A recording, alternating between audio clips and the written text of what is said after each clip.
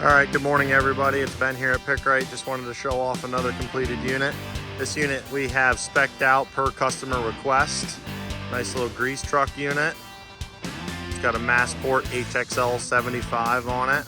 As you can see, it's got contour diamond plate on the tank side to help protect things a little bit. A little bit different configuration around here at the back. It's got a 4-inch discharge with a heater on it.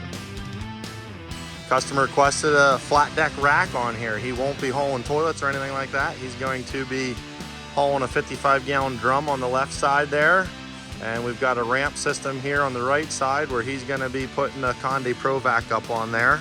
He will install the Pro Chocks here on the side. Just wanted to show off another little custom tank we did for a customer. Give us a call if there's anything we can help you with. Have a great day.